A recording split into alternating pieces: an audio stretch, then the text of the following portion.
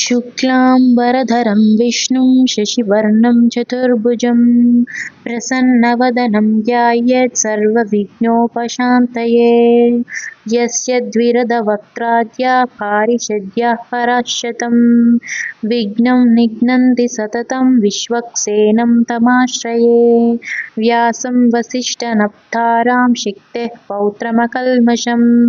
पराशरात्मजं वन्दे शुकतातं तपोनिधिं। व्यासाय विष्णुरूपाय व्यासरूपाय विष्णवे नमो वै ब्रह्मनिधये वासिष्ठाय नमो नमः। अविकाराय शुद्धाय नित्याय परमात्मने सदैकरूपरूपाय विष्णवे सर्वजिष्णवे यस्य स्मरणमात्रेण जन्मसंसारबन्धनात् विमुच्यते। नमस्तस्मै विष्णवे प्रभविष्णवे। ॐ नमो विष्णवे प्रभविष्णवे। श्रीवैशम्पायन उवाच श्रुत्वा धर्मानशेषेण पावनानि च सर्वशः युधिष्ठिरः शान्तनवं पुनरेवाभ्यभाषत।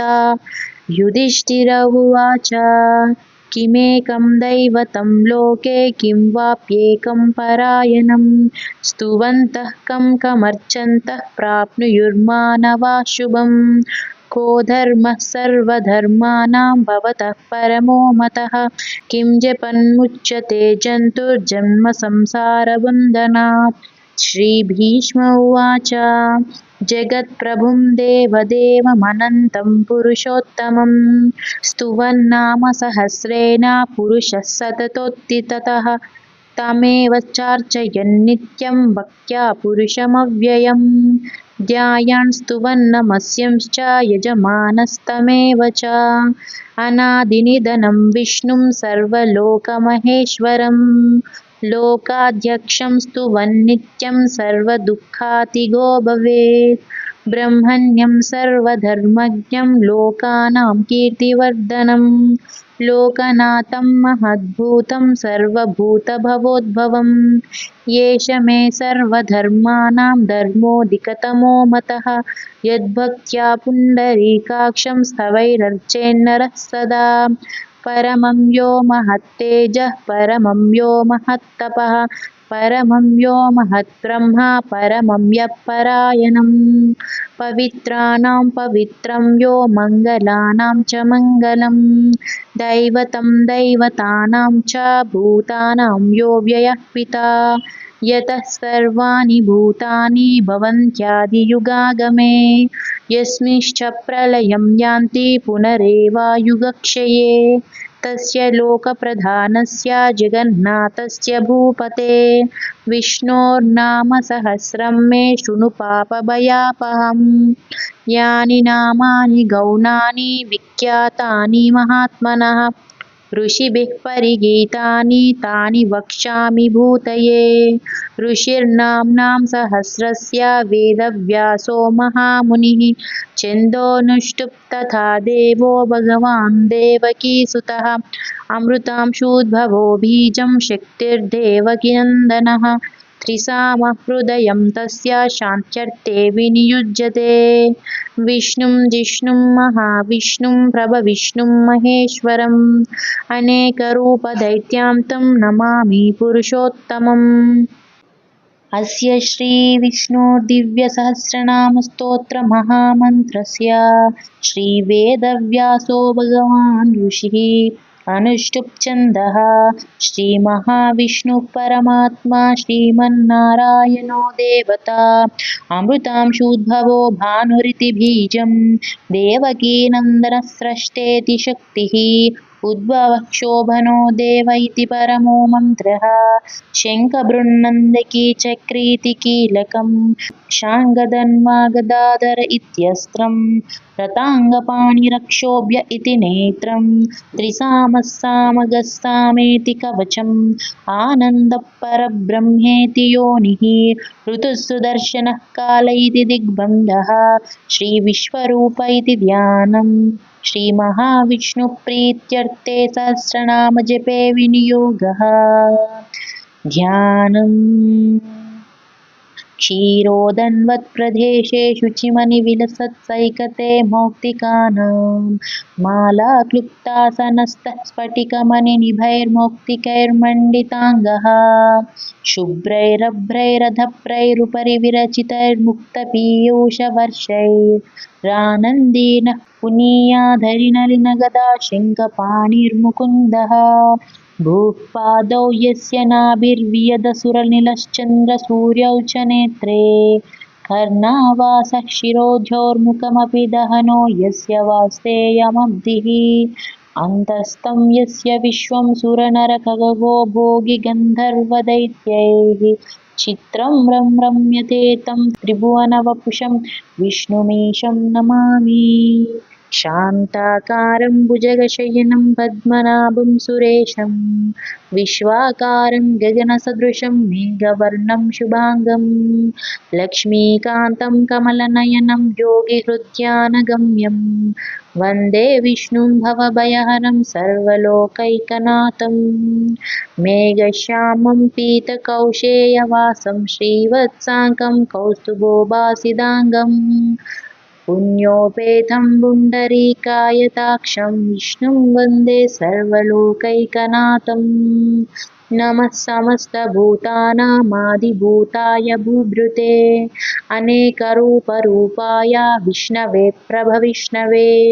सशङ्खचक्रं सकिरीटकुण्डलं सपीतवस्त्रं सरसीरुहेक्षणं सहारवक्षस्थलशोभिकौस्तुभं नमामि विष्णुं शिरसा चतुर्भुजं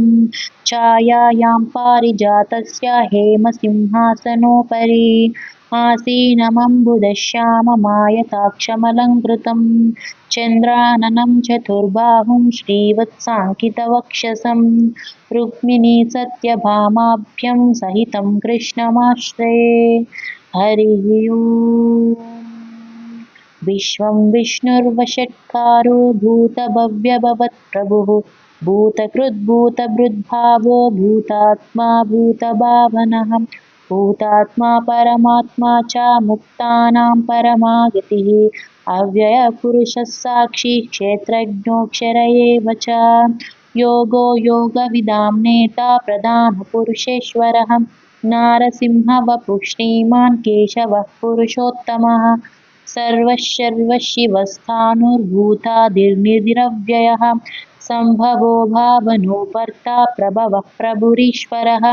स्वयंभुः शम्भुरादित्यः पुष्कराक्षो महास्वनः अनादिनिधनो दाता विधाता धातुरुत्तमः अप्रमेयो हृषीकेशः पद्मनाभोऽमरप्रभुः विश्वकर्मा मनुस्त्वष्टा स्तविष्टः स्तविरोऽस्त्रुवः अग्रह्यः शाश्वतः कृष्णो लोहिताक्षः प्रदर्दनः प्रभूतस्त्रिकगुब्धामा पवित्रं मङ्गलं परम् ईशानः प्राणदः प्राणो ज्येष्ठः श्रेष्ठः प्रजापतिः हिरण्यगर्भो भूगर्भो माधवो मधुसूदनः ईश्वरो विक्रमी धन्वी मेधावी विक्रमक्रमः अनुत्तमो धुरादर्शः कृतज्ञाकृतिरात्मवान् सुरेशः शरणं शर्मा विश्वरेथा प्रजाभवः अहः संवत्सरो व्यालः प्रत्ययः सर्वदर्शनः अजः सर्वेश्वरः सिद्धसिद्धिः सर्वाधिरच्युतः वृषा कपिरमेयात्मा सर्वयोगाविनिश्रुतः वसुर्वसुमनः सत्यः सम्मात्मा संमितः समः अमोघः पुण्डरीकाक्षो वृषकर्मा वृषाकृतिः रुद्रो बहुशिरा बभ्रुर्विश्वयोनिशुचिश्रवः अमृतः शाश्वतस्थाणुर्वह्रारूहो महातपः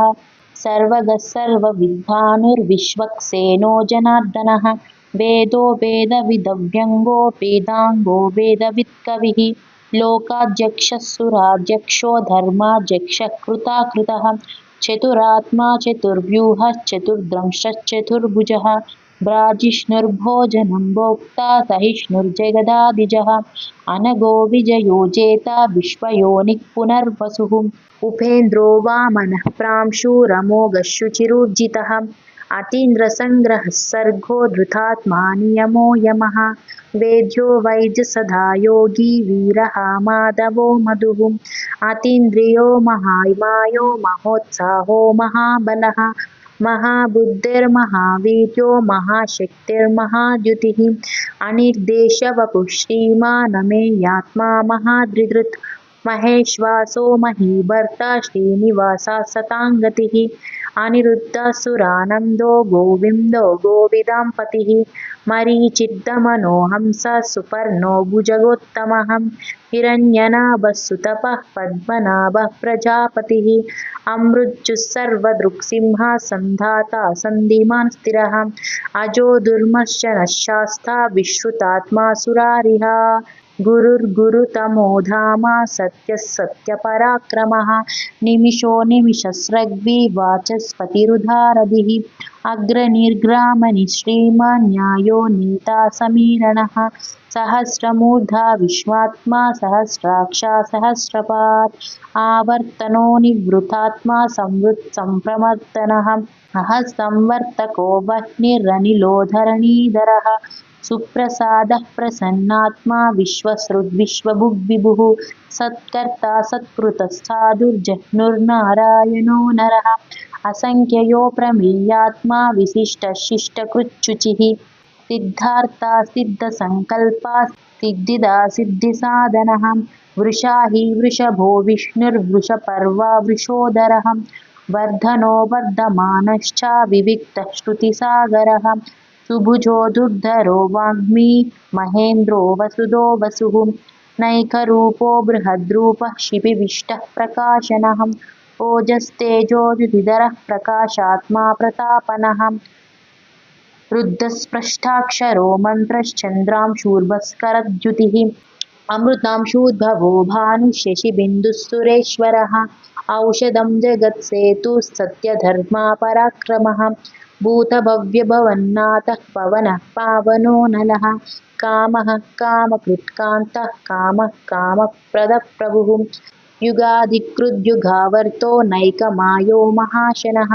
अदृश्यो व्यक्तरूपश्च सहस्राजिदनन्तजित् इष्टो विशिष्टशिष्टेशः शिखण्डी नहुषो वृषः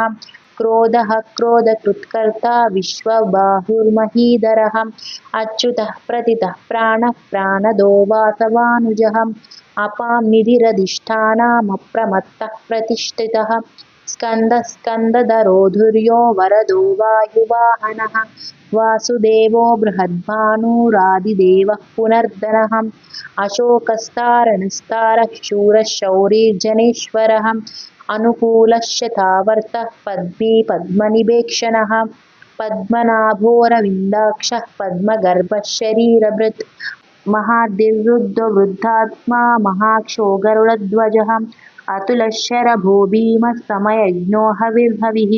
सर्वलक्षणलक्षण्यो लक्ष्मीवान् समितञ्जयः विक्षरो रोहितो मार्गो हेतुर्दामोदरः सहः महीधरो महाभागो वेगवानमिताशनः उद्भवः शोभनो देवः श्रीगर्भः परमेश्वरः करणं कारणं कर्ता विकर्ता गहनो गुहः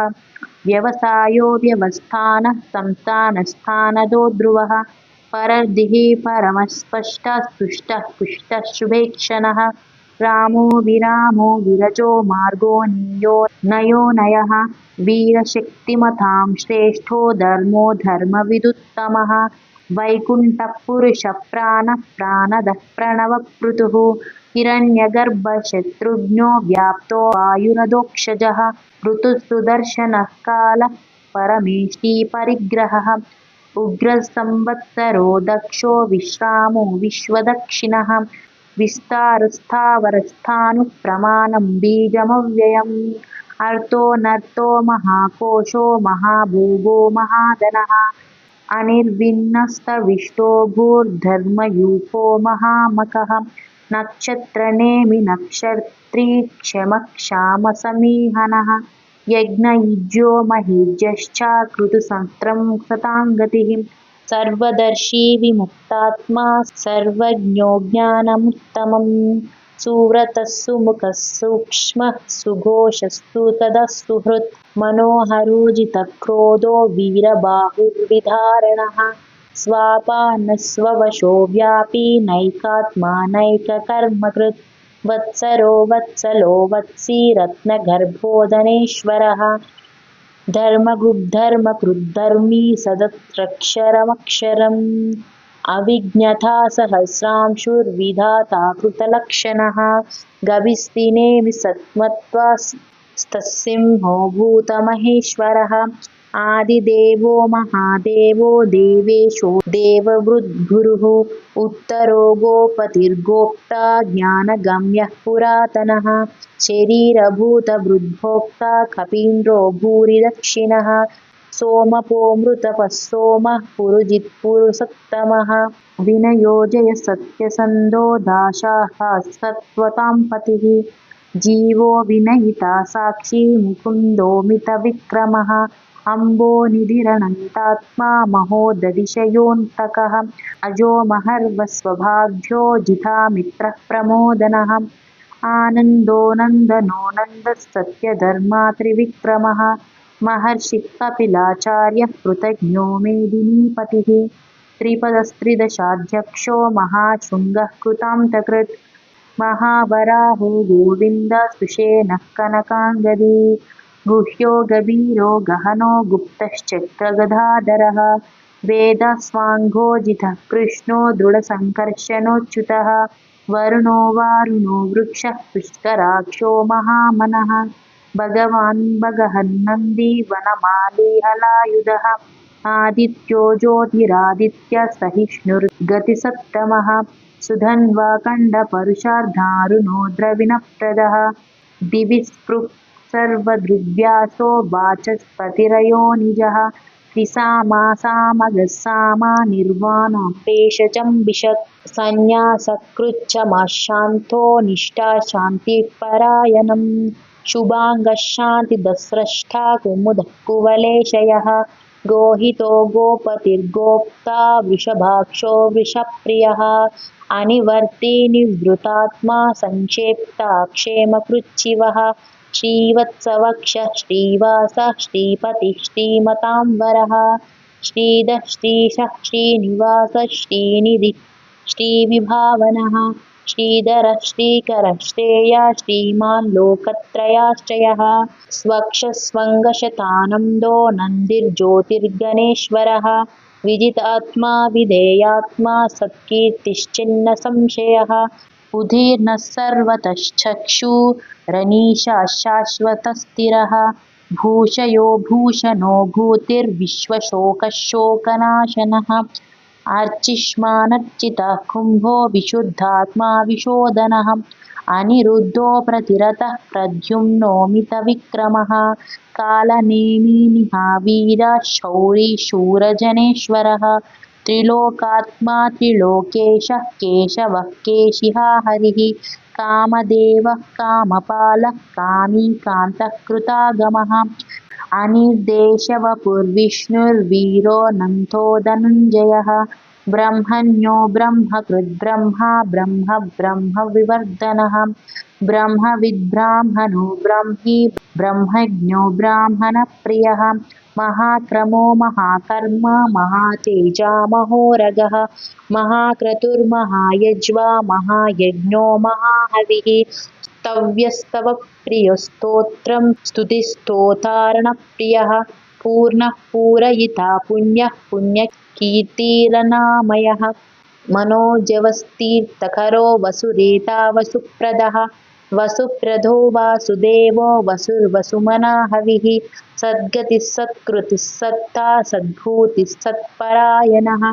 शूरसेनो यदुश्रेष्ठा सन्निवासासु यामुनः भूतावासो वासुदेवः सर्वासु निलयो नलः दर्पः दर्पदो दृप्तो दुर्धरोऽथापराजितः विश्वमूर्तिर्महामूर्तिर्दीप्तमूर्तिरमूर्तिमान् अनेकमूर्तिरव्यक्तः शतमूर्तिः शताननः एको नैकस्तवः कः किं यत्तत्पदमनुत्तमम्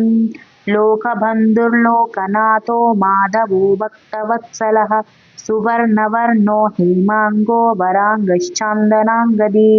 वीरः विषमशून्यो घृताशीरचलश्चलः अमनीमानधूमान्यो लोकस्वामी त्रिलोकधृत् सुमेधा मेधजोधन्यः सत्यमेधाधराधरः तेजो वृषो युतिधरः सर्वशस्त्रभृताम्बरः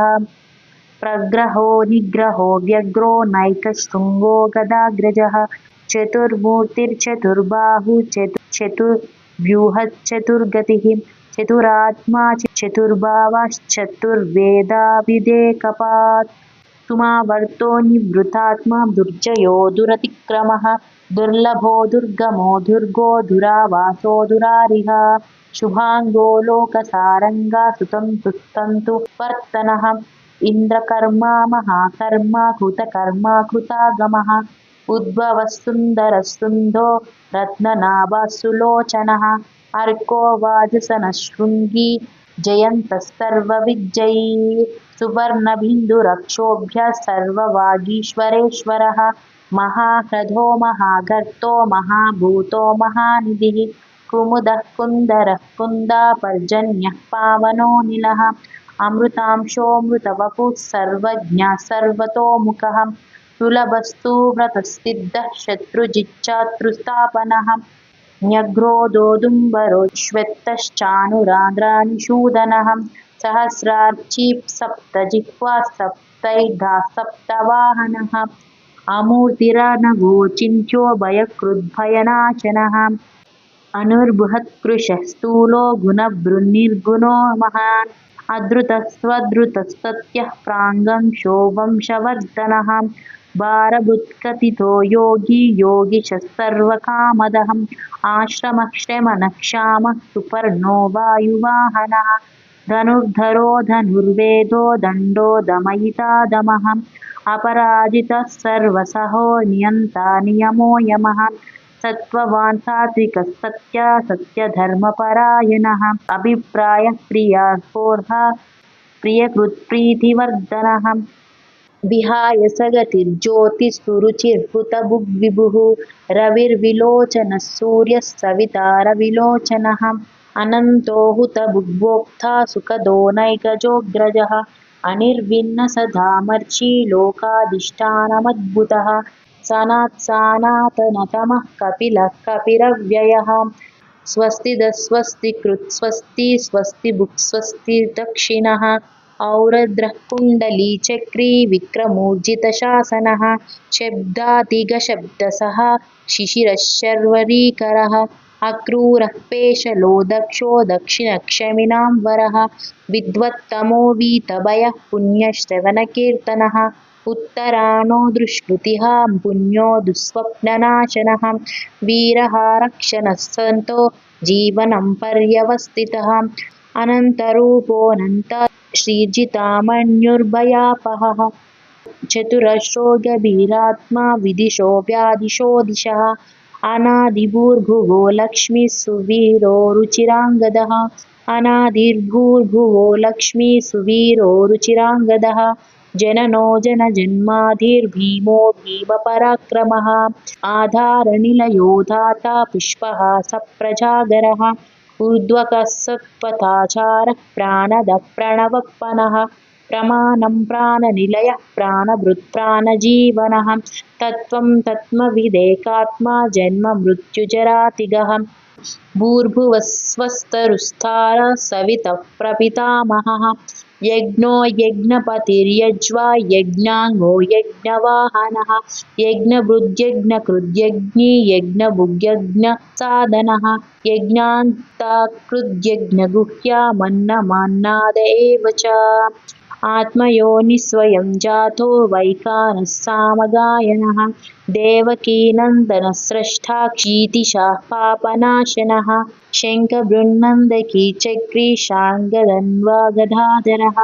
रताङ्गपाणिरक्षोभ्यः सर्वप्रहरणायुधः श्रीसर्वप्रहरणायुध ॐ नमः इति। वनमाली गदीशाङ्गी चङ्की चक्री जनन्दकी श्रीमान्नारायणो विष्णुर्वासुदेवो विरक्षतु। श्रीभीष्म उवाच इतीदं कीर्तनीयस्य केशवस्य महात्मनः नाम्नां सहस्रं दिव्यानामशेषेण प्रकीर्तितं य इदं शृणुयान्नित्यं यश्चापि परिकीर्तयेत् नाशुभं प्राप्नुयात् किञ्चित् सोमुत्रेह च मानवः।